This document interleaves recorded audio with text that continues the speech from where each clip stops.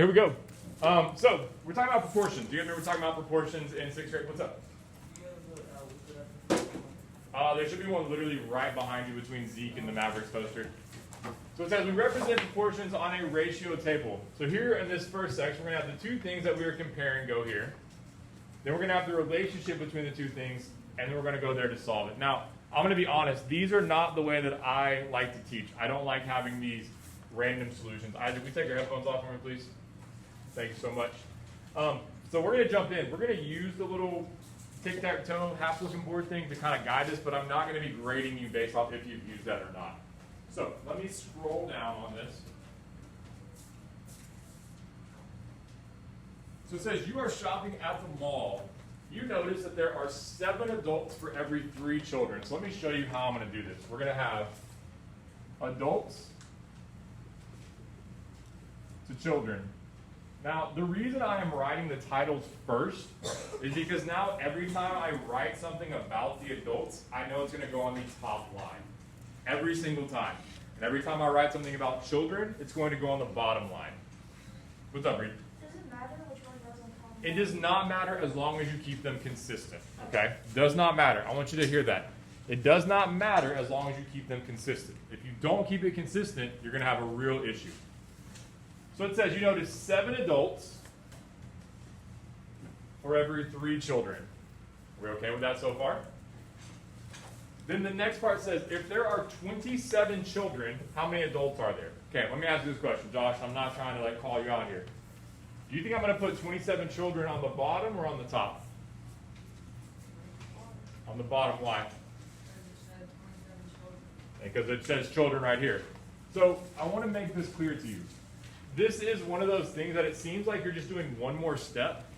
But y'all, if you write these out, you will never make a mistake. If you don't write this out, you will get them wrong. I promise you. I promise you. I still get them wrong when I do them sometimes. So writing them out is a step for us. Okay. Now the question says if there are 27 children, how many adults are there? Do I know how many adults there are? I know you can guess. I know you can do the math. But do I know at this moment how many adults there are? No. I don't. Does anybody know what we use in math when we don't know the answer to something? What do we use to represent an unknown something? Rosie? An X or a variable. Does it matter what letter you choose? It doesn't. I like X. It's just common. So we're going to put an X there. Okay, now I'm going to kind of show you this in a twofold manner. Meaning, you guys are pre-AP students. I'm going to show you a shortcut. If the shortcut works, great. If it doesn't, we'll go to the next step. Is there a number that I can evenly multiply 3 by to get 27? Yes. What is it, Jackson? 9. Okay, multiply by 9. Okay, well, if I multiply 3 by 9 to get 27, and math is the fairest subject of all, what do I have to multiply that 7 by as well? 9. And so that means that this x is going to equal 63. Okay, are we good there? Okay, now let's just pause for a second. We all understand the answer is 63. But what happened if it had not been a nice, easy fix? I'm going to erase it. I'm going to show you. So let's go back to the original problem.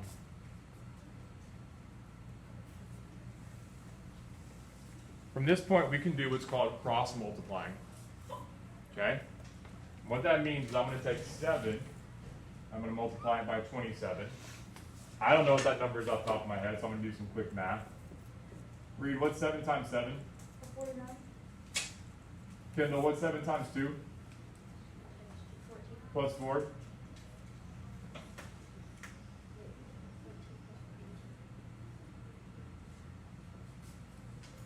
Okay, is everybody okay with what I did there? So if I did that, I've also got to multiply these two. That's going to give me 3x.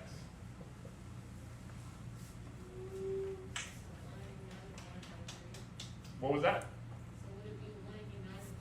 Yes, sir. Why are you saying that, though? Explain that to the class. It's great. Because the answer is 63 and 189 is greater than 63. Okay, well, let me ask you this. This is just a one-step equation, right? This is saying 3 times x equals 189. But I don't know what x is. So whenever we're doing one-step equations, we're going to do the inverse operation. Well, what's the inverse or the opposite of multiplying? Dividing. So I'm going to divide both sides by 3. So now we're going to have 189 divided by 3 Now, do your work. Tell me what 189 divided by 3 is. 63. You do it or you just know the answer? I just know the answer. Do it. Prove it to me. Get your division skills on. So, whatever you Yeah, just over you go. I know it's that word. Versus an outline. I'll hang on to that. I'm gonna stick it right here, just so you don't know. Yeah. There. I'm really looking forward to this. I thought I was gonna have more time to chat with you with the online, so that's pretty easy. That's just kind of part of it. So, meetings, I do not just try and not get rid of students. When we get to tomorrow, we'll absolutely. Have a good day. Okay, perfect. Bye, y'all. We'll be back tomorrow so you guys can tell them about your amazing football skills again Yes. tomorrow. we don't have a Yeah, game. when you up I'm sure you can tell them about your up downs then. How about we do 100 up there tomorrow? All right, so what do we get for 189 divided by 3? 63, right? So do we agree that both of my methods work? Okay. Questions on this so far? I got a chat. Let me see what's going on real quick.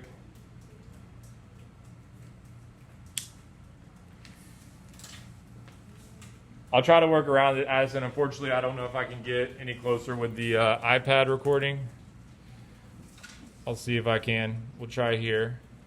See if that helps a little bit. All right, cool. Let's move on to the next one. It says, on a Christmas tree. I guess I should have erased this first. All right, perfect. On a Christmas tree, the ratio of lights to ornaments is 8 to 6. Okay, so first of all, what are my two topics that I'm talking about? What are my two topics? Ruger, what are the two things I'm talking about? Ornaments is one. Rosie, what's the other one? Lights, right? So we're going to have lights to ornaments. Lights to ornaments. Are we okay with that? And then it tells me that the lights to ornaments is 8 lights to 6 ornaments. And here's how I know that. Look, right here it says lights to ornaments is 8 to 6. So the one that comes first goes with that first number. The one that comes second goes with that second number. You can sharpen it, Jackson. You're good. If there are 48 ornaments, how many lights are there? Where am I going to put that 48? Where am I going to put the 48? Okay, where am I going to put the 48? Top or bottom? Bottom, because ornaments goes on the bottom. Okay? Is there an even multiplier or scale factor that I can multiply 6 by to get 48? Read. No, it's 8. By 8, right? So 6 times 8 gives me 48. 8 times 8 is what? 64. Are we okay with that? Now here's some things I want you to see. Don't we agree that when we have an 8 to 6 ratio here, that 6 is smaller than 8? So isn't it only logical that 48 would be smaller than 64? We're good there? So that one checking if it's the smaller one on the bottom, or how would we? Yeah, if the smaller one's on the bottom, then the smaller number should always be on the bottom, yeah. Are we feeling okay with that problem? Do you guys remember this from 6th grade? Nothing super different yet? Okay. All right. If the same survey was conducted of 400 people, how many would choose Venoms? These are some energy drinks. Okay. Red Bull, Venom, Monster, NOS. Now, I want to talk about this one first. We're going to have energy drinks and people. Energy drinks and people. Again, those are the only two things that we have to talk about or to compare. Energy drinks and people. Energy drinks and people. Okay, now, how do I figure out let me rephrase my question. What energy drink are we focusing on? Venom, right? It tells you right here. Okay? So that means for my energy drink, I want to put the number of people that chose Venom up top here. Can we agree with that? I'm going to put 9 here. How do I figure out the total number of people for that first survey? How do I figure out the total number of people for that first survey? Kaden, I add them all up, right? So 15 plus 9, 24, plus 22, plus 4.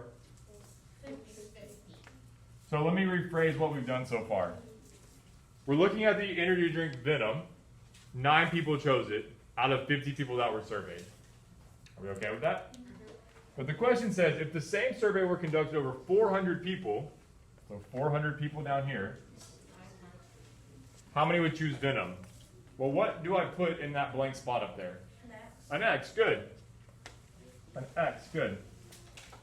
Okay, now, how do I get from 50 to 400? Jackson, Multiply by 9. multiply by 9. No, multiply by 2. No. By 8. By 8. And if I multiply this by 8, then I've got to multiply 9 by 8. What's 9 times 8? 72.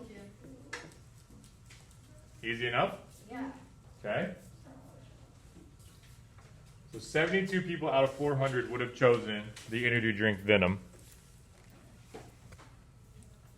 All right. Questions, or can I move on? Move on?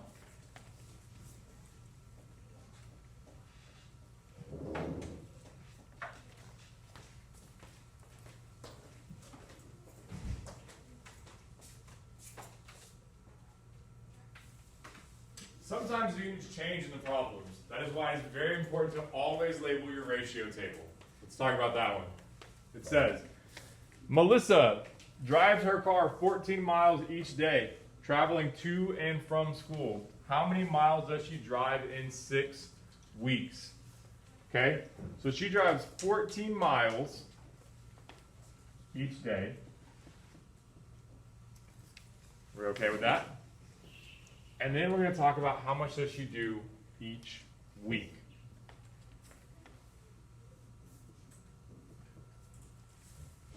Are you okay with this so far? Mm-hmm. All right, now, What if we do days? you want to do days first? We can do either one. Let's do days. That's fine. Because it seems like it'd be easy. Okay, let's do days. If you want to try that, I am totally fine with that. All right, so how many miles does she drive in one day? 14 miles in one day. Okay?